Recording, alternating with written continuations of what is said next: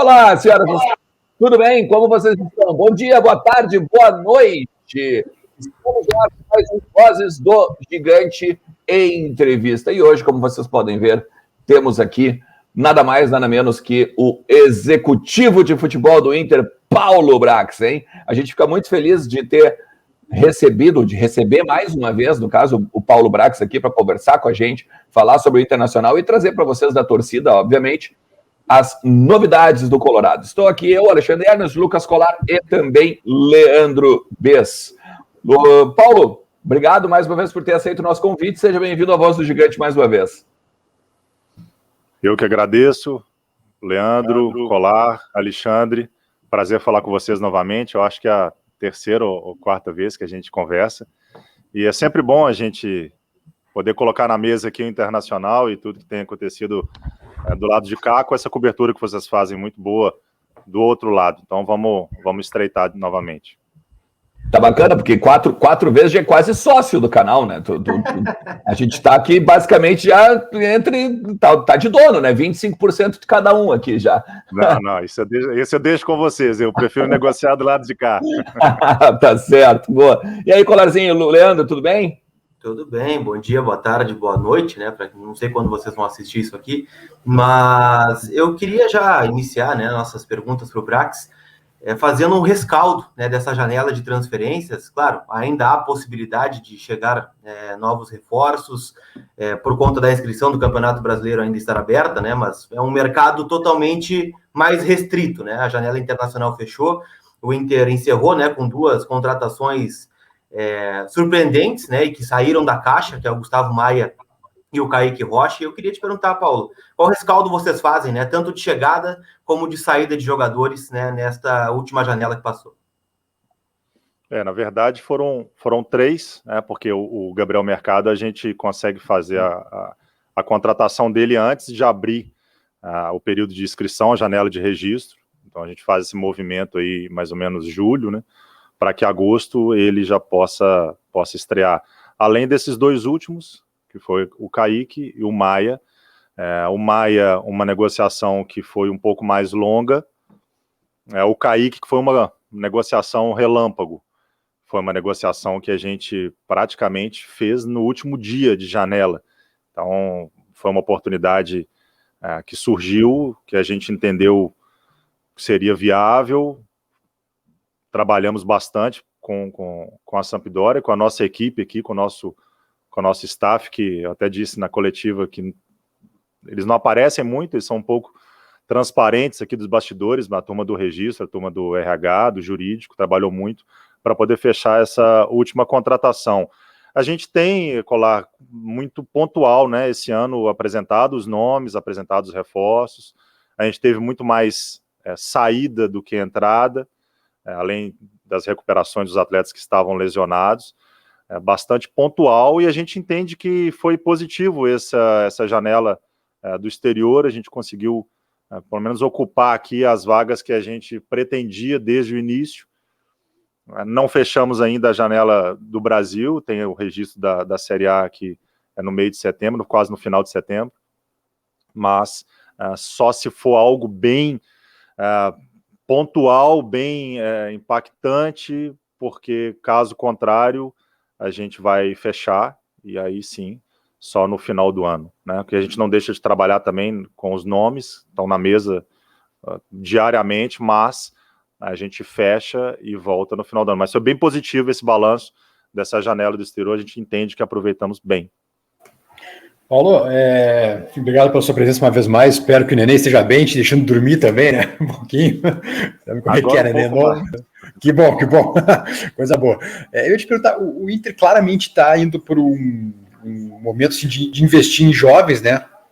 Que daqui a pouco possam ser comprados a um preço mais baixo e no futuro, se tudo der certo, revendidos a um preço bem superior, né? Mas, de alguma forma, essa juvenilização da equipe, já projetando 2022, não preocupa um pouquinho daqui a pouco de tu não ter talvez mais jogadores rodados, enfim, para dar suporte até essa gurizada? O Bez, é relativo, porque por mais que a gente tenha hoje num elenco de 31, 32 atletas, nós temos cerca de 10, 11 atletas 2001 para baixo, 01 e 02, majoritariamente.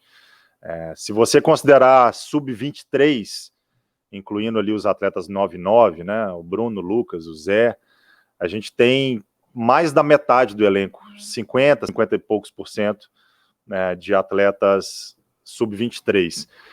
Mas, nos últimos jogos, se você analisar a nossa escalação, os 11, a média não está tão baixa assim. A gente chegou a entrar em campo só com um atleta com essa idade sub-23, aliás, 2, com o Bruno e com o Yuri, e os demais acima de 24, 25 anos. Então a gente entende que há um equilíbrio, por mais que a gente tenha no elenco a maioria de jovens, a gente entende que há esse equilíbrio com os atletas mais experientes. Hoje a gente tem atletas do nível de um Gabriel Mercado, do Edenilson, do Tyson, do próprio Paolo. São atletas que têm uma idade que puxa essa média um pouco para cima. Acho essencial, dentro de um elenco, dentro de um time, esses atletas estarem performando. Claro, não é só pela idade, e também o jovem também não joga só pela idade. E a gente tem atletas jovens que parecem veteranos, né? A gente fica muito feliz eu acho que a gente pode dizer que a gente acertou na contratação do Bruno Mendes, que não parece um jogador de 21, 22 anos, um atleta 99. O Yuri também não aparenta ser um jogador tão jovem assim. O Maurício também já tem uma certa rodagem. Então a gente entende que há um equilíbrio. Não vai ser um norte nosso liberar os experientes para ficar só com jovens, e nem o contrário. Então a gente entende que há esse equilíbrio, mas principalmente os jovens, eles são o futuro do clube, o futuro financeiro do clube, e quanto mais ativos a gente tiver, mais a gente vai ter saída para poder honrar os nossos compromissos financeiros, né? Hoje a gente tem um atleta igual o Yuri, que é uma bomba no mercado, que todo mundo quer, um atleta bastante disputado, o holofote é muito forte em cima dele. Daqui a pouco nós vamos diversificar esse holofote, vamos passar esse holofote para o Maurício, a gente já passou esse holofote para o Prachedes, que a gente acabou vendendo, nós vamos passar esse holofote para o Paulo Vitor, para o Maia, para o próprio Bruno, para o Johnny, para o Heitor. Então a gente, para o Vinícius Melo, atletas que podem também, são presentes, mas são futuros do clube. Nessa questão aí de montagem de elenco, obviamente não só para a janela, né? Mas quando a gente faz uma contratação, a gente já bota um contrato amplo para, obviamente, pegar várias temporadas. Em cima até dessa questão de temporadas, Paulo, é óbvio e meio evidente que um clube do tamanho do Inter, ele já se prepara também para 2022. Principalmente porque a gente já está no segundo semestre, já está em setembro. Quando a gente fizer assim, e a dezembro acabou o ano, né? A minha pergunta é a seguinte: é sabido nos bastidores, por exemplo, que às vezes o treinador, ele tem, não digo a palavra final, mas ele tem aquela contribuição interessante assim na montagem do elenco. Por exemplo, tu chega no treinador, olha, eu vou te trazer esse jogador aqui, o treinador diz, eu não gosto dele, não traz, e daqui a pouco você fica receoso. Até que ponto o Diego Aguirre está trabalhando junto com o Capa e com o departamento de futebol nessa questão da montagem do 2022? Bom, vou te responder de uma outra forma, Alexandre. O treinador, ele é importante porque a gente precisa ter a leitura de como ele joga, de como ele vai jogar, do como ele faz o treinamento, o que ele pretende dos atletas e qual que é o estilo de jogador de nível que ele gosta. Eu acho que essa leitura a gente precisa ter. Aliás, todo clube precisa ter. Se a gente tem um treinador aqui dentro e a gente não consegue ter esse raio-x do treinador, da cabeça dele, a gente está errado. Então, com base nesse diagnóstico, com base nesse resultado de como a gente tem jogado e quais tipos de jogadores a gente precisa, é que a gente busca. Então, não necessariamente vai se sentar numa mesa o treinador, ao meu lado, ao lado do presidente, ao lado do vice de futebol, ao lado do coordenador do CAPA, ao lado do gerente de mercado, numa mesa redonda, para se discutir nome de A, B ou C. Na verdade, a gente precisa ter a carência daquele treinador, acompanhando os treinos, acompanhando os vídeos, acompanhando os jogos, conversando com o treinador, tendo reuniões diárias com o treinador, não só da parte tática, técnica, mas também da parte física, da parte mental, e também, somado a isso, o que o clube pretende. É claro que o treinador, ele é uma palavra, mas não é a palavra final, como o próprio CAPA, que é o nosso Centro de Prospecção de Atletas, não é a palavra final. O CAPA, ele é uma área que dá subsídio para nós, da mesma forma que o treinador. Então, na verdade, a contratação é do clube, a contratação é do Internacional. Existem as pessoas que fazem essa contratação, que é da parte executiva do futebol, da parte de gerente de mercado. E a gente não pode ignorar o treinador. E aí, aumentando até um pouco minha resposta, alongando ela um pouco, Alexandre, quando a gente faz contratações com outro treinador, a resposta é exatamente essa. A gente atende ao modelo de jogo daquele treinador, ao que pensa aquele treinador, ao que quer aquele treinador. E às vezes o contexto nos faz não contratar um jogador no início do ano com um treinador e faz contratar agora. Isso a gente tem que ter essa inteligência, essa leitura, porque não adianta a gente trazer um atleta que não vai se encaixar dentro de um modelo e também não vai se encaixar no clube, no que o clube quer, porque é perda de tempo, é perda de dinheiro, é perda de energia, e isso a gente tem que, obviamente, considerar. Para o ano que vem, é claro que já começou o nosso trabalho, a gente tem hoje 50% do Campeonato Brasileiro para disputar, então é muito campeonato, então eu também não posso fazer com que o meu treinador se sente numa mesa para discutir uma contratação de janeiro, de fevereiro, de carência. Eu quero ele 100% focado no jogo. Eu quero ele preparando o elenco, que também tem que estar 100% focado no jogo. E aí nós, da parte externa, as 4 linhas, temos que trabalhar bastante. A gente tem uma espinha, a gente tem um elenco que tem uma base muito boa. Se comparar o nosso elenco com o elenco dos outros clubes dentro do Brasil, a gente não perde para a maioria dos times em termos de elenco, mas a gente já sabe as carências e a gente vai trabalhar nas carências, como estamos trabalhando também na questão da renovação, que eu sei que você sempre entra nisso, mas é uma decisão que é interna, que passa por vários fatores, de se renovar ou não, de se liberar ou não de jogador, e a gente sabe, óbvio, que tem alguns jogadores que tem um asterisco, que o mercado vai vir em cima, que veio agora no meio do ano e a gente segurou, mas vai vir no final do ano, e a gente precisa também, de forma inteligente, ter a reposição rápida. E a gente até agiu nessa janela como uma reposição por algo que não aconteceu. A gente fez proposta por um atleta que viria para substituir um que não saiu. Então, até dessa forma a gente age, infelizmente vazou, mas isso é uma outra questão. Está falando do Juliano em termos do Edenilson, né? Para ser bem claro, não, é a questão da... Não, estou falando do Paulinho. Não, do Paulinho do Boa Vista.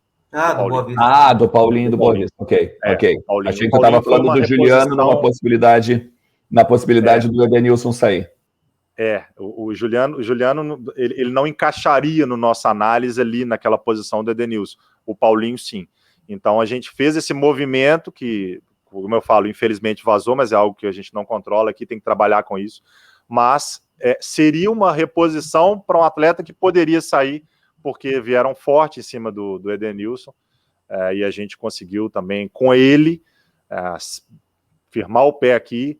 Ele teve um desempenho maravilhoso e foi premiado com a convocação para a seleção brasileira. Então, até nisso a gente age com uma reposição que não aconteceu. Mas para 2022 já começou.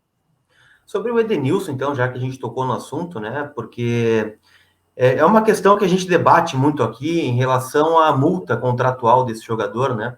Que infelizmente acabou caindo de uma proteção. Não. Caiu meu som aqui, voltou. Voltou, né? De 60 milhões de dólares ou de euros para 3 milhões de dólares, o que deixa o clube meio que de mãos atadas, né, nesse aspecto, né, porque os clubes árabes têm um poder de investimento maior e é um mercado que ele tem. Mas muito se falou depois da convocação, né, para a seleção brasileira, merecida, de que seria um ponto, até ele falou na sua coletiva lá na seleção, né, que foi uma obra de Deus ele não ter saído para chegar à seleção brasileira, que é o sonho de todo jogador. Vocês garantem o Edenilson? Vocês acham que vão perder o Edenilson ainda nessa temporada? Ou já dá para dizer que ele vai ficar no Inter? Se por um lado a gente tem uma multa mais baixa pelo valor do Edenilson, que tem que se respeitar o contrato, não estou aqui para rasgar contratos, outros clubes já fizeram isso, mas isso eu não faço. Temos ética suficiente para poder honrar os contratos que já estão aqui. Por outro, tem o dia a dia nosso, Colar. O Edenilson, ele é muito próximo da gente. Quando eu falo da gente, vou falar do executivo de futebol, do presidente, do clube. Ele tem uma história aqui dentro. E quando a gente tem que enfrentar, e aí faz parte do nosso papel, mas quando temos que enfrentar uma faixa de fora Edenilson, dentro de um Beira-Rio, o dia a dia faz com que a gente trabalhe dobrado ou triplicado, porque a gente sabe do valor dele. Não é valor de multa, é o valor dele para o clube, é o valor dele dentro do elenco, é o valor dele extra-campo. Muito se fala do Tyson, que tem um valor muito grande extra-campo, mas o Edenilson também tem. E quando a gente tem essa possibilidade dele de saída por uma multa mais baixa, por protestos, por insatisfação externa que chega ao ouvido do jogador, e óbvio que chega, isso é muito ruim, principalmente quando é injusto, a gente tem que fazer um trabalho hercúleo de dia a dia para poder ter o atleta cada vez mais próximo dentro dos objetivos que a gente tem. E a gente conta com o jogador. O jogador é um jogador com contrato até 2023. Mas a gente sabe também que é um jogador que desperta atenção no mercado. Enquanto a janela não fechar, e Arábia Saudita e Emirados têm janela fechando no meio de setembro e início de outubro, é claro que há o risco, mas também conta com a nossa esperança de a relação estar cada vez melhor.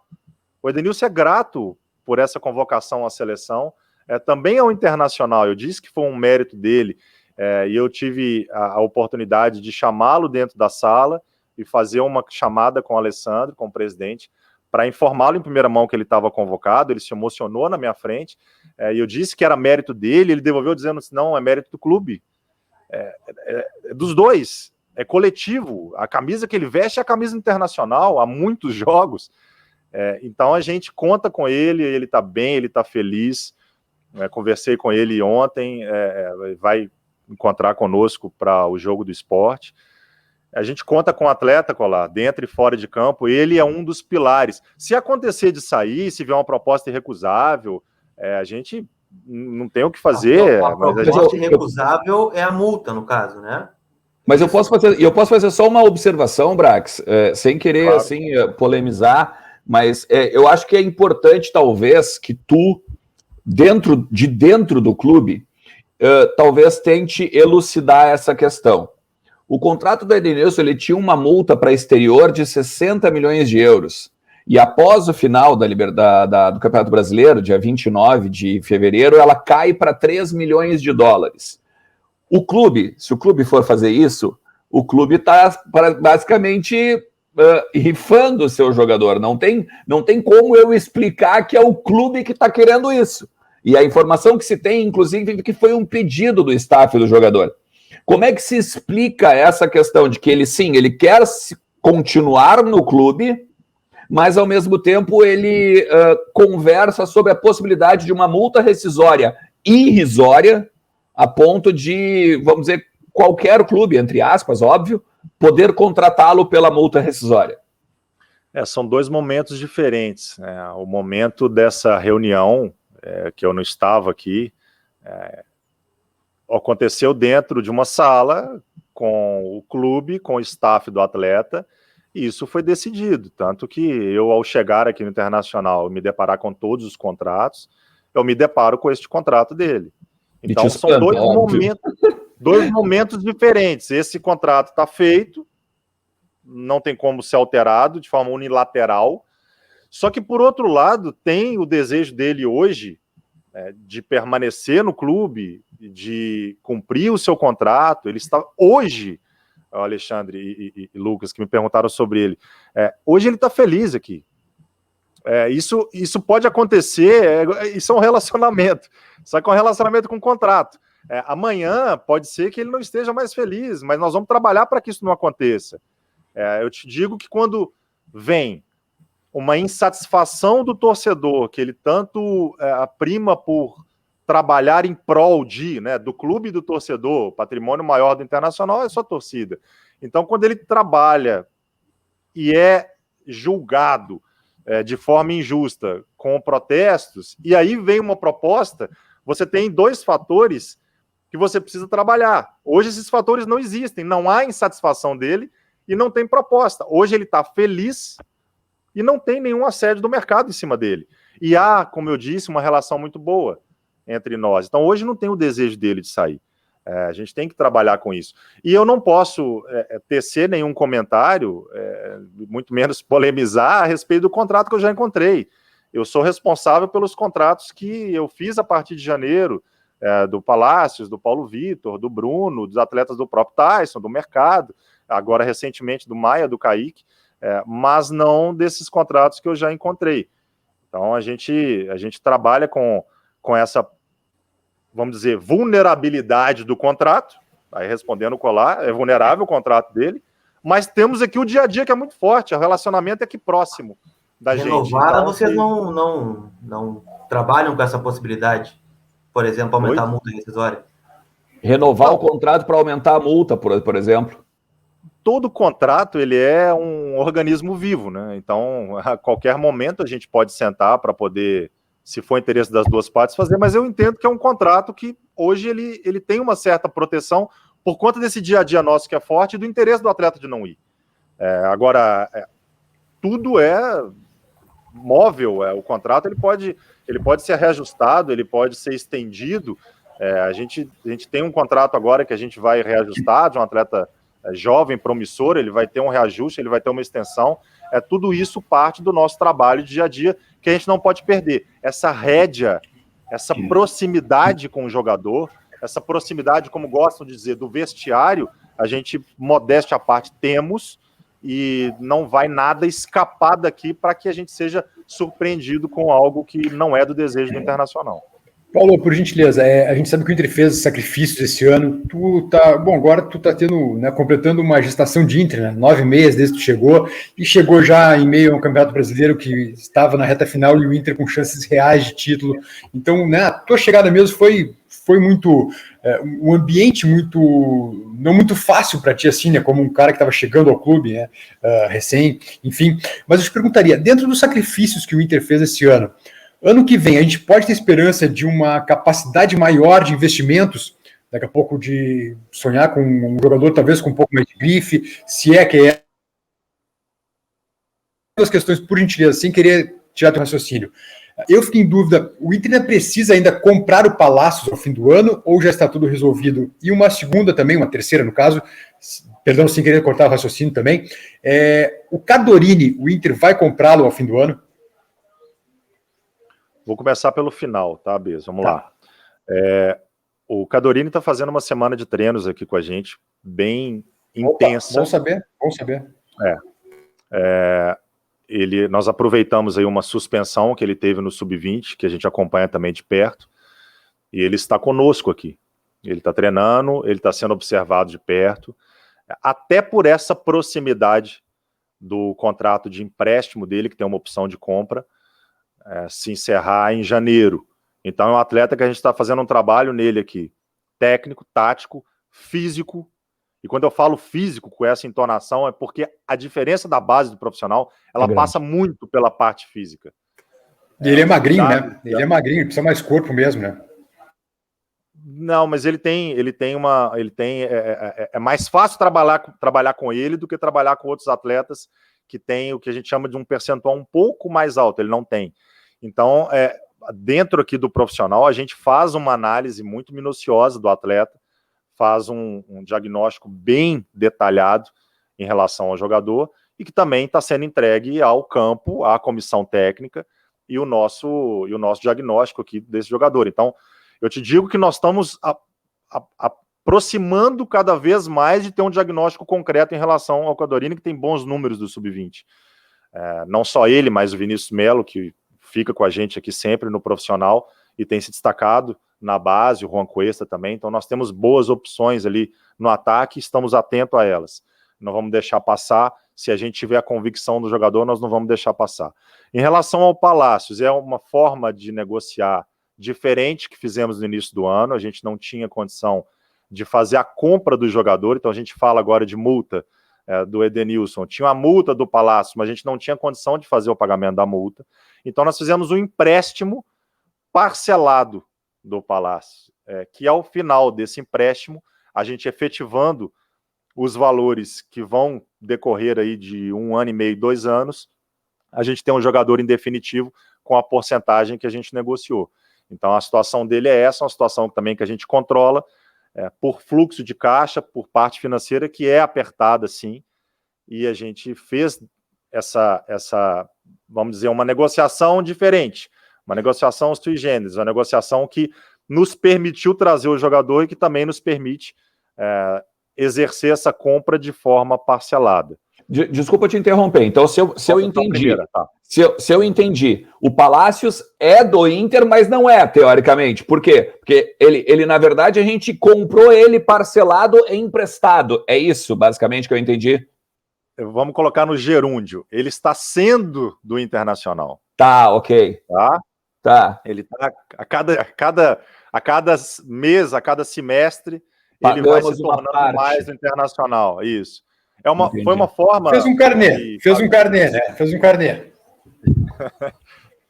Mas a gente pode dizer que houve uma certa criatividade nossa para fazer essa contratação. Com certeza. Na época, que alivia a parte financeira, e a gente trabalha muito com esse jogador, um jogador de seleção principal do Chile, que precisa de aprimoramento, que precisa de ajuste, que precisa trabalhar uma parte física, uma parte mental, uma parte que a gente tem um know-how aqui para fazer, e dentro dos programas individuais que a gente tem, que isso é muito importante também, vocês terem ciência, ele é um dos atletas destacados para ser trabalhado. Então, para terminar a resposta do BES, a primeira que ele fez, claro, com certeza a gente nunca vai poder deixar de mirar um atleta de porte dentro do mercado, pelo porte do Internacional, pelas nossas ambições, pelos objetivos que a gente tem, que são grandes, mas a gente tem que ser responsável. Quando a gente não faz movimentos na janela que outros clubes fizeram, a gente dá esse sinal de que nós estamos recuando para poder ter um ataque mais forte quando a gente tiver a bala. Hoje a gente não tem, mas nós pretendemos ter já no final do ano. A redução que a gente fez foi muito importante, de saída de atletas. Eu sei que vocês cobrem isso, a imprensa cobre essas saídas, mas elas são às vezes difíceis, mas elas são exitosas para o caixa do clube, para a parte financeira, para o orçamento. Quando a gente chega ali em 25, 30 jogadores que saem da folha, que não estão aqui treinando, e isso impacta no final do ano, você multiplica isso por 13. Então o impacto é grande, de um salário alto multiplicado por 13, que é o 13º, o impacto é grande. Então quando a gente alivia esse caixa, quando reduz o orçamento, reduz a folha, reduz a boca no mercado, a gente prepara para ter um gás maior, um espaço maior, um apetite maior para o final do ano. E ainda tem os contratos que encerram.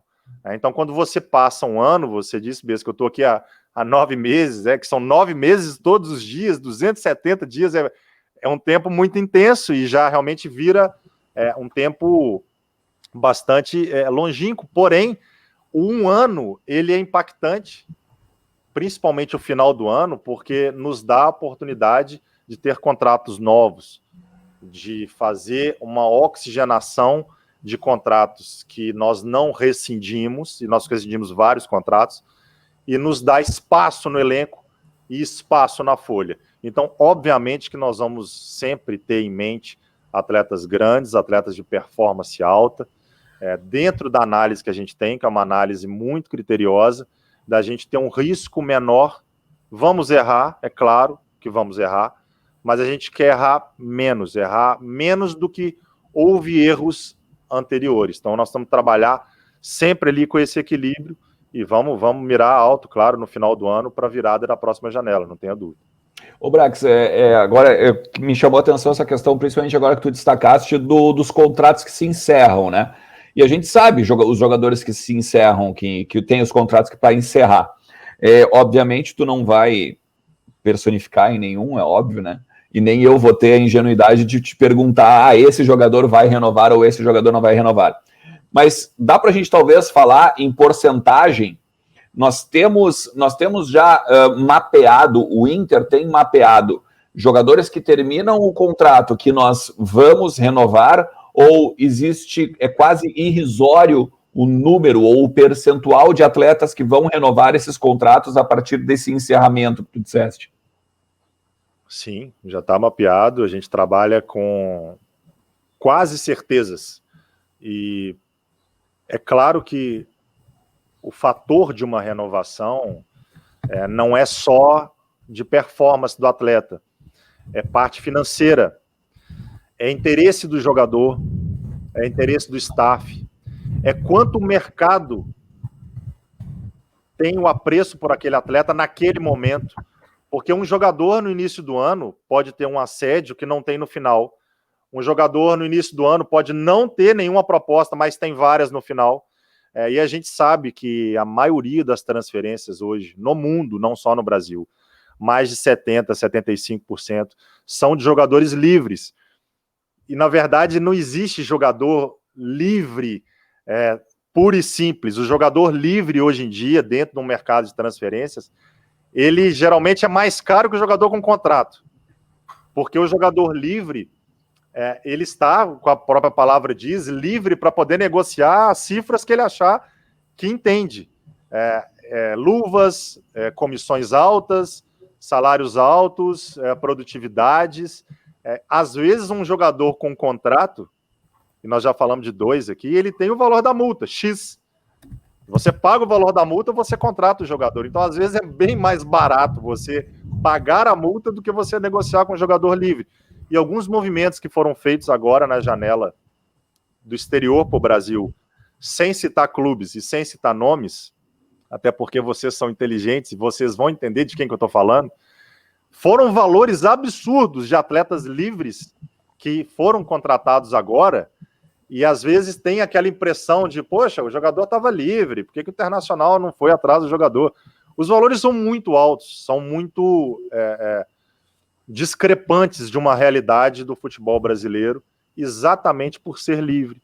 E hoje em dia a gente também depara com o que, em tese, aconteceu em 2001, pela Lei Pelé de 98, que foi a extinção do passe. O passe não existe desde 2001 no Brasil. Só que em 2021, 20 anos depois, a gente não tem o passe. Mas existem os direitos econômicos que a gente pode negociar com o jogador, e existem também jogadores e clubes, que eu não preciso citar o nome, que vocês vão saber diagnosticar, que tem mais direito do que o próprio clube. Atletas que têm percentual dele acima do próprio clube, ou seja, o jogador ele é mais livre dentro do clube do que o clube é detentor dele. Isso sai a hora que quiser, né? Ele sai a hora que quiser, e quando houver uma transferência, o clube fica com um valor muito baixo. Então, na verdade, é como se o clube hospedasse aquele atleta para ele performar e ele se aventurar no mercado, deixar de ser livre, mas para ter cifras cada vez maiores. E esse movimento a gente não faz. Não vamos fazer movimento aqui no Internacional que a gente vai ser refém do jogador. Isso não. Refém do staff. O jogador ele tem que ser do Internacional ou com possibilidade de ser do Internacional, que a gente tenha o controle desse negócio e não o contrário. Eu sei que a gente tem que liberar o Brax, eu vou fazer a última da minha parte, depois vocês encaminham também. Eu queria te perguntar sobre o cenário dos zagueiros hoje, Brax, porque foi uma das dificuldades que tivemos no começo da temporada. Talvez a gente tenha caído fora de algumas competições justamente por esta carência também. E o Inter contratou o Bruno Mendes, que hoje é, para nós, junto com o Tyson, a principal contratação. Só que hoje o cenário ele é positivo, né? A gente tem o Bruno Mendes performando, o Kaique para estrear, os jovens, o próprio Moledo retornando, pode dar tudo certo e termos várias opções, né? Mas lá na frente, o Cuesta tem o contrato encerrando, o Moledo pode ter dificuldade para retornar, assim como outros jogadores de lesão de joelho. O próprio Bruno Mendes, eu não sei se o Inter vai ter as condições de comprar, e é uma pergunta que eu te faço. E nesse cenário surge um jogador identificado com o Inter, que é o Sidney, né, que está livre no mercado, um jogador experiente que vocês procuraram lá atrás. Queria que tu desenhasse um pouquinho para nós esse cenário da defesa. Vocês olham esta possibilidade de tudo dar errado e ter que buscar mais um, né, nessa opção que o mercado colocou? Ou nesse momento estamos fechados para esse setor, vamos com o que temos e já é? Bom, eu até sei, Colar, que você foi um crítico, né, da não contratação de zagueiros. Eu também era. Só que a contratação de zagueiros, ela passa pelo aquilo que eu falei com vocês lá no início, o contexto. Quando você tem contextos aqui dentro, pela comissão técnica, pela forma de julgar, pelo modelo, você deixa de fazer alguns movimentos em prol do que você acha que vai ser o caminho correto. Porque a gente sempre faz mirando o caminho correto pelo clube. Só que, obviamente, a gente erra, e às vezes erra por omissão. A gente tinha um modelo de jogo muito diferente do que a gente tem hoje. Os zagueiros, eu não estou criticando o modelo de jogo, mas os zagueiros eram muito mais expostos do que hoje. Se você fizer uma análise dos nossos jogos do início do ano, do início do ano eu digo fevereiro para cá, temporada 21, não do início do ano, final do Brasileiro, Com dos jogos. Sim, a gente tinha uma exposição muito grande, porque a nossa linha era mais alta, a gente saía jogando desde lá de trás, a gente não tinha ligação direta, as linhas não baixavam, então os zagueiros e o primeiro volante e o próprio goleiro ficavam muito expostos. Só que a gente tinha uma certa análise, uma certa resistência por outros nomes para compor ali a zaga. A comissão técnica era satisfeita com os zagueiros que tinham no elenco. Então a gente, quando teve a oportunidade de ter uma outra análise, a gente fez e fez rápido. A gente fez na forma e na velocidade que a gente entendia que deveria fazer. O Bruno Mendes foi contratado antes do Aguirre chegar aqui. O Bruno Mendes foi contratado na janela entre dois treinadores, porque a gente tinha convicção no que o jogador poderia nos ajudar, mas eu te confesso que a expectativa dele está até superando. Ele assumiu uma titularidade, ele hoje é um jogador de referência ali atrás, e a gente fica muito feliz quando isso dá até mais certo do que a gente planificou. Não, e o exemplo disso é o mercado, né? Que vocês foram atrás também do mercado, não só para compor, mas para tipo, se não desse certo, vocês tinham uma outra opção. Sem dúvida, sem dúvida. O Gabriel Mercado, ele não nos oferece só o campo, mas também o extracampo. É um profissional diferenciado, um profissional de titularidade de Copa do Mundo da Argentina, de um nível muito alto, um jogador rodado, um jogador dono da sua carreira, e a gente tem a oportunidade de trazê-lo também, que já trabalhou com a comissão técnica, que foi um fator relevante, e que nos agrega bastante, que nos agrega em 2022. A zaga hoje, Colar, te respondendo, nós estamos plenamente satisfeitos com ela.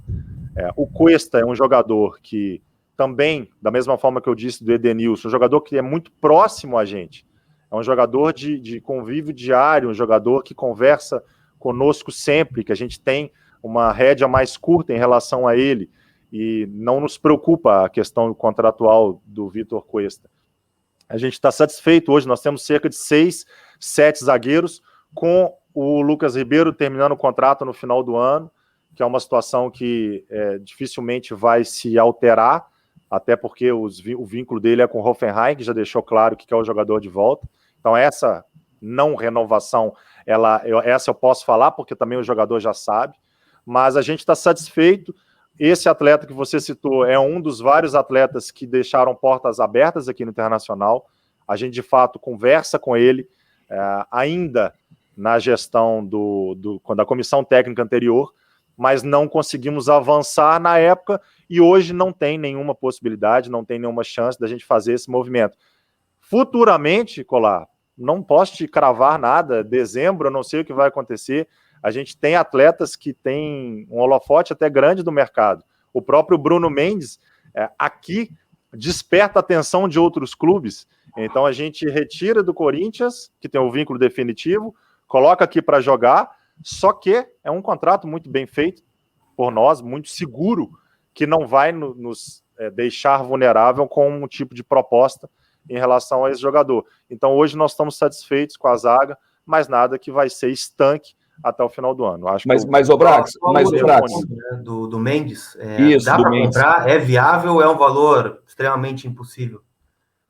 Não é impossível, senão a gente não colocaria no contrato. Eu acho que a viabilidade, ela se torna pela necessidade do clube, pela convicção do clube, pela análise do mercado, pela análise do panorama de caixa. Só que nós temos um prazo bem razoável para poder exercer essa compra, até o meio do ano que vem, e te digo que o Bruno Mendes, continuando com esse desempenho dele, nós vamos fazer todos os esforços possíveis, os mesmos esforços que ele mesmo, atleta, eu preciso dizer isso, envidou para estar aqui no Internacional. Porque às vezes a gente fica com esse louro, com esse mérito de ter contratado o jogador, mas tem que elogiar o jogador também, que quis vir para cá. Porque hoje em dia, nenhum atleta se transfere sem a sua vontade, sem esse caráter volitivo de querer jogar. Ele quis sair do Corinthians e ele quis jogar no Internacional. E ele hoje é um atleta completamente ambientado, adaptado, feliz aqui. E nós temos até o meio do ano que vem com um contrato muito seguro para poder pensar nisso. Besso. Só tirar do mute, Besso. Perdão. O Gabriel aqui gentilmente pediu para a gente encerrar. Então, já quero agradecer ao Brax. Só perguntar se o Guerreiro tem chance de ficar. Se o Damião pode realmente vir, Brax. Se puder responder rapidamente, porque eu sei que a gente já estourou o tempo. O empresário é o mesmo, do Guerreiro e do Damião. Tá? Então, é um movimento que não se faz tão simples assim. Tal como vários atletas que já passaram aqui e voltaram, que foram campeões pelo Internacional, é óbvio que a porta está aberta para um jogador do nível dele, mas é um jogador de cifras muito altas no mercado hoje. Em relação ao Paulo, a gente espera ele aqui para o jogo do Sport, é um jogador que a gente conta com ele até o último dia de contrato, e que as conversas elas acontecem se for do interesse das duas partes, e se a gente tiver condições financeiras, também as duas partes, a gente conversa, claro, não tenha dúvida. E nós estamos seguros em relação ao Paulo também por essa proximidade que a gente tem. A gente não se assustou com a possibilidade de pré-contrato, e se a gente, até o final do ano, sentar e tomar uma decisão, a gente informa para vocês. Eu que agradeço, Bias, eu estou sempre à disposição. Eu que agradeço. Eu acho sempre importante poder falar para a torcida através de vocês. Não é para vocês que eu estou falando, é para a torcida do Inter. Sem dúvida. Através de vocês. Perfeito. E exatamente, e assim, ó, e eu vou dizer, eu corroboro com o que o Brax está falando, porque seguidamente, quando a gente às vezes faz alguma pergunta para ele, em cima de fontes que a gente recebe, isso, aquilo, ele sempre diz, pô, tô devendo para vocês, tô devendo para conversar lá, né, e tudo. Eu corroboro com a tua frase. Eu só queria te fazer uma última, tá? Uma última mesmo, assim, a gente te libera. Existe hoje, tu falaste ali da questão, né, do Edenilson, por exemplo, quando ele é injustiçado, quando tem protestos contra ele e tal, e aí ele fica chateado, a gente tem que trabalhar isso e aquilo. Beleza. Hoje não há com o Edenilson, mas há com o Moisés e o Patrick, por exemplo.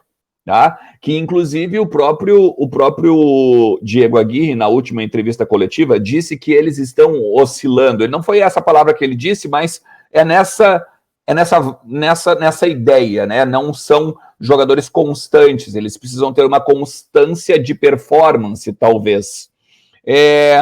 O que hoje, talvez, que tu possa explicar e falar sobre esse cenário de titularidade, por exemplo, principalmente do Patrick, e até mesmo do Moisés, dois jogadores que os últimos gols passaram pelo setor deles, principalmente. Como é que tu pode explicar talvez o cenário deles ainda performando na equipe, ou como a equipe e a comissão técnica e a direção entendem eles para o contexto do Internacional?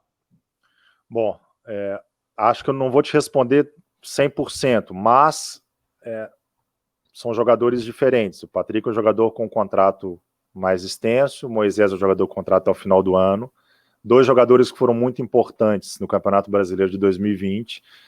Inclusive o Patrick foi uma das referências na posição. Um jogador que tem mercado, um jogador que tem uma procura constante de clubes, que apreciam o trabalho dele, apreciam o futebol do jogador, e tal como todo titular, a gente precisa de sombra, e eles têm. E a gente tem trabalhado isso aqui dentro do clube, com a Aguirre, com a parte física, com a parte mental também. A gente tem hoje jogadores que possam contribuir para o crescimento desses atletas, não só dos dois. Eu acho que essa performance de subir e descer é natural.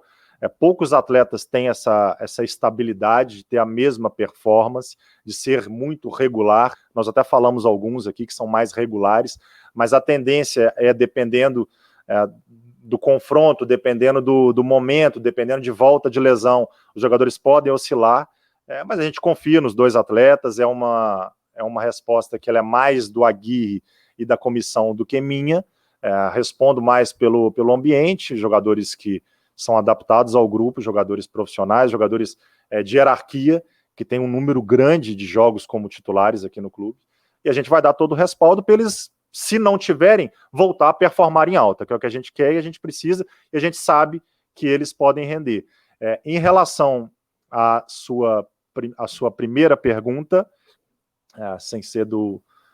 Me relembra, por favor, Alexandre. Não, na questão do Moisés e do Patrick, não, ainda... Moisés, Patrick, mas a primeira, você falou da... Não, na questão de os gols, por exemplo, do que o Inter tomou... Desculpa, lembrei. Você falou da questão dos protestos, né? Isso. Então, a questão do Patrick e do Moisés, a gente trabalha para que eles voltem a ter uma performance alta, mas a gente trabalha também com elenco. A gente tem um elenco hoje que entendemos que possa até contribuir para isso, durante o jogo, nos treinamentos, e a gente está seguro ali nas duas posições. Em relação aos protestos, que eu citei a questão do Edenilson, eu falo só sobre os excessos, Eu acho que o excesso ele é ruim. A crítica ela é normal, a pressão ela é normal, ela é inerente à profissão, é inerente à minha profissão, é inerente à profissão deles, do vestiário. A nossa o também, excesso... Sim, claro. Eu acho que só que o excesso é que é ruim. É apedrejar, é soltar rojão, é invadir rede social, é ameaçar a família. E eu vou sempre lembrar que, aí estou te falando do lado de cá, os excessos do pré-jogo Inter e Cuiabá interferiram no resultado do jogo.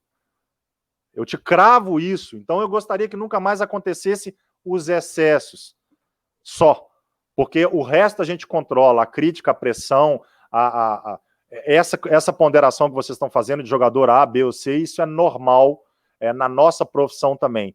Mas a gente trabalha isso com os atletas, de blindar, para a gente trabalhar sempre isso também da parte mental, que parou-se de falar isso, eu acho isso positivo, porque falavam que o elenco tinha uma certa limitação de comportamento, de mental, e isso parou de ser perguntado, porque eu acho que o trabalho também que a gente tem feito com eles, e eles conosco, tem dado resultado, e a gente está mais seguro em relação a isso, e nós vamos encarar isso sempre. A única coisa que eu acho ruim é quando passa do limite, em tudo na vida. Quando passa do limite para agressão, eu acho que interfere. Eu que agradeço o Bess, Alexandre, Colar, ao Vozes, e vamos marcar a próxima, talvez no final do ano. Eu acho que em 4 meses a gente tem conversado, e sempre a gente se fala aqui pelo celular. Às vezes eu não consigo atendê-los de prontidão, mas nunca vou deixar de conversar com vocês, até porque, como eu disse, eu acho que vocês prestam um serviço de porta-voz do torcedor, dentro da opinião que vocês têm, opinião crítica, que tem que continuar, que é o que move vocês, e a gente vai estar sempre aqui do mesmo lado, porque o objetivo de todos nós é fazer o Internacional ficar lá em cima. Vamos combinar a próxima com a vaga na Libertadores, então, Brax. Oxalá. Vamos lá. Então tá, a gente agradece muito aqui ao Paulo Brax, mais uma vez recebendo aqui o Paulo Brax do Inter também, também Gabriel Cardoso, um abraço. Exatamente, um abração aí pro Gabriel Cardoso aí. Obrigado. Tá? E obviamente, curtiu a entrevista? Deixa o teu like, compartilha a entrevista nos teus grupos de colorados, compartilha passa para todo mundo para ouvir aí o que o executivo de futebol do Inter tem para falar do Internacional e do futuro do Internacional, beleza? Valeu, um forte abraço, tchau, tchau.